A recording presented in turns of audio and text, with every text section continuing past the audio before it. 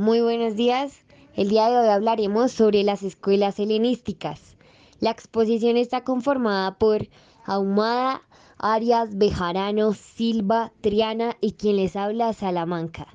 Como hoja de ruta se estableció una breve introducción, definir qué es y cómo conocemos el helenismo, por consiguiente algunas de sus características y por último mencionar dos de sus escuelas principales, la epicurea y la estoica. Bueno, entonces vamos a hacer un resumen introductorio del tema para una mejor comprensión de los otros temas de la exposición.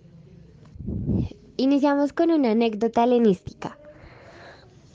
Alejandro Magno, el hombre más poderoso del mundo en aquel tiempo, le llamaba la atención y tenía admiración por Diógenes, que era un tipo raro que vivía como perro, que en la actualidad pensaríamos que es un loco, pero que en ese tiempo era famoso por su forma de pensar y actuar. Entonces en una oportunidad se acercó a él, Alejandro, y le dijo, soy Alejandro Magno. A lo que él respondió, yo soy Diógenes el perro. Entonces Alejandro le dice, pídeme lo que sea.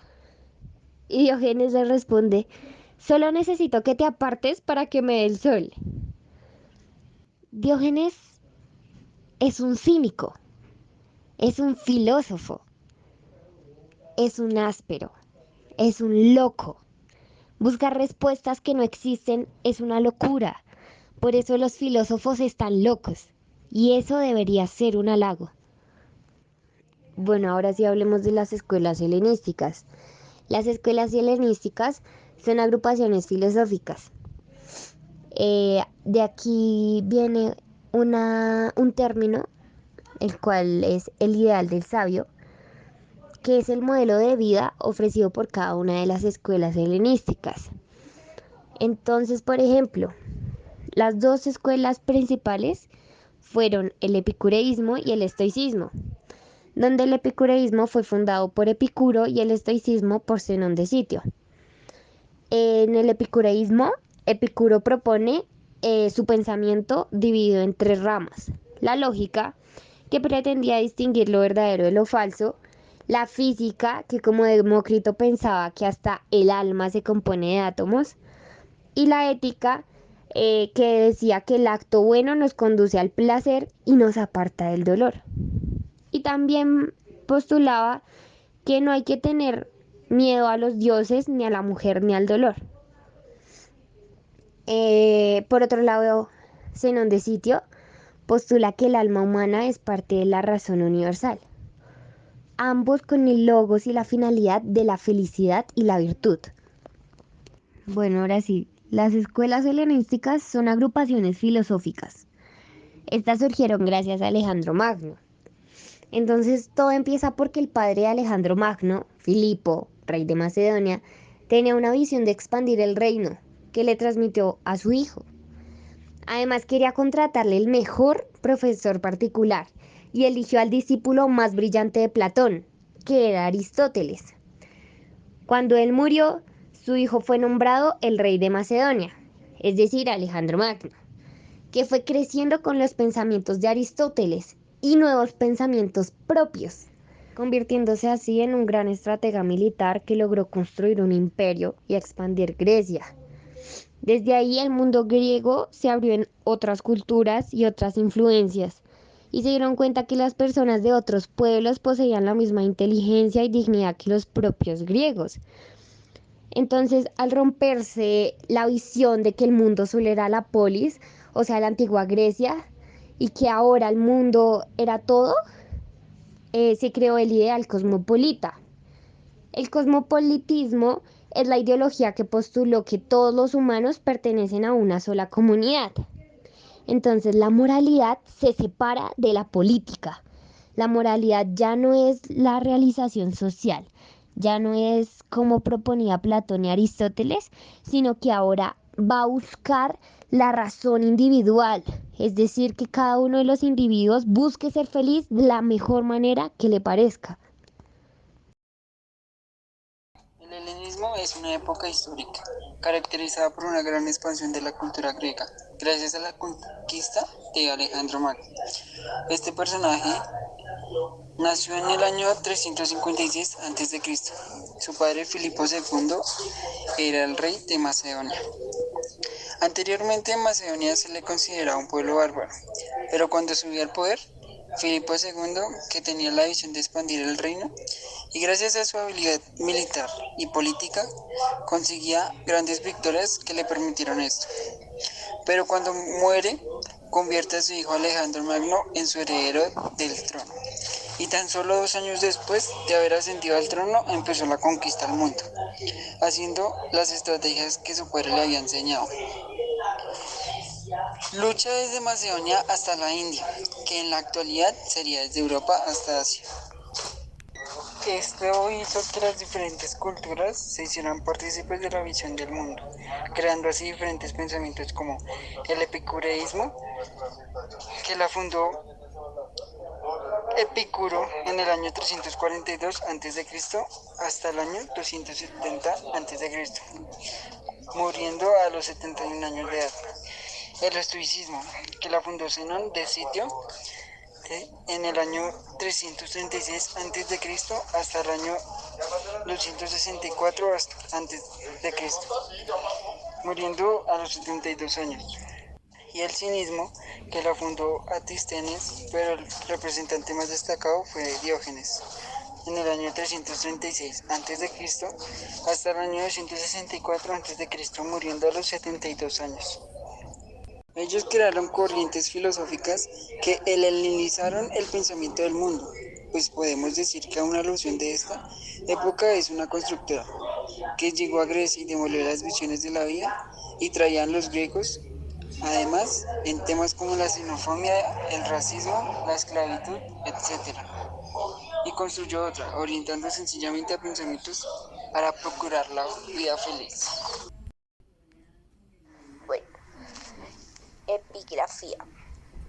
Se trata de una fuente directa y por fortuna abierta a puestos descubrimientos. Para la época helenística debe considerarse inscripciones en griego, pero también en latín, arameo y egipcio. Entre las limitaciones de la epigrafía se encuentran, además de los problemas que se frecuencian, plantea la datación, el carácter selectivo de los temas tratados en los epígrafes,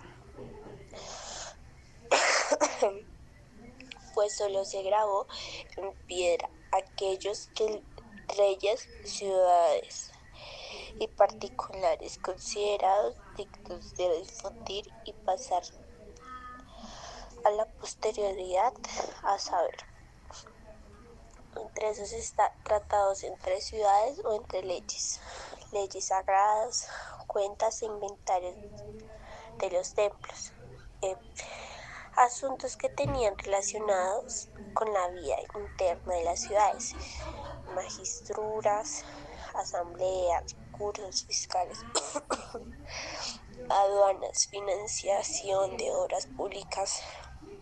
Todo este tipo de datos concretos son prácticamente los que se conocen a través de la epígrafes, documentos jurídicos sobre aplicación de derecho privado, transacciones comerciales hipotéticas, actas de documentación de esclavos, medicatorias, botidas imprescindibles para conocer la vida religiosa y el desarrollo del culto real.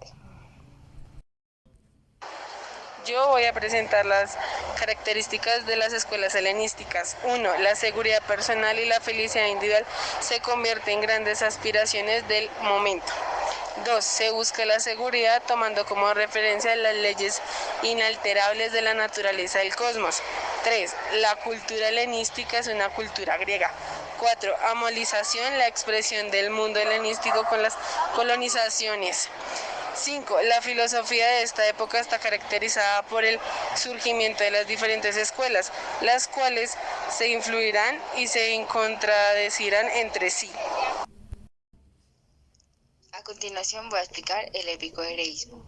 Bueno, la filosofía de Epicuro se dividió en tres partes. La primera, el conocimiento o la cónica. La segunda, física. La tercera, ética. Como primero, el conocimiento o canónica tiene una finalidad netamente ética. Busca ante todo una forma de vida. También examina la forma en la que conocemos y la manera de distinguir lo verdadero de lo falso. En ella también incluye que la sensación es la base de todo conocimiento. Estas numerosas sensaciones, Epicuro las denominó ideas generales. Física. Según la física de Epicuro, toda la realidad está formada por dos elementos fundamentales. De un lado, los átomos, que tienen forma, extensión y peso, y de otro, el vacío, que no es sino espacio en el cual se mueven esos átomos. El ser humano, de la misma forma, no es sino un compuesto de átomos. Incluso el alma está formada por un tipo especial de átomos, más sutiles que los que forman el cuerpo, pero no por ello deja de ser el alma del ser material. Con respecto a la totalidad de la realidad, Epicuro afirma que ésta, como los átomos que la forman, es eterna, como lo dice la carta a Heródoto. Desde luego el todo fue siempre tal como ahora, es y siempre será igual. Ética. Es la culminación del sistema filosófico de Epicuro. La filosofía como el modo de lograr la felicidad, basada en la autonomía y la tranquilidad del ánimo o ataraxia. En la medida en la que la felicidad es el objeto de todo ser humano, la filosofía es una actividad que cualquier persona, independientemente de sus características, edad, condición social, etc., puede y debe realizar. Y una frase es, el propósito de la vida es el placer. Acá tenemos el ejemplo de Homero, que es, no fue tarea fácil cuidar de una mujer embarazada y un niño problemático, pero a pesar de eso, no había quien me quitara mis 8 horitas de televisión.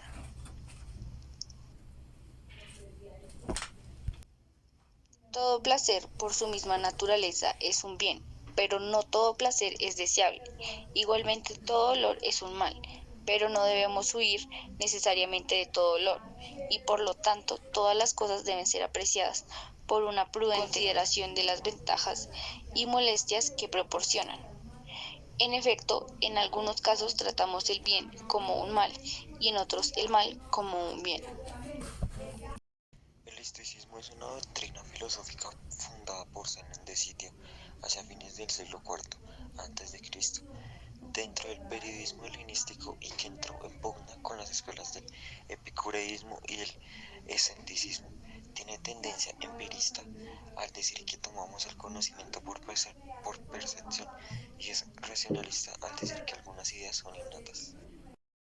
Reflexión. Sean felices y gracias.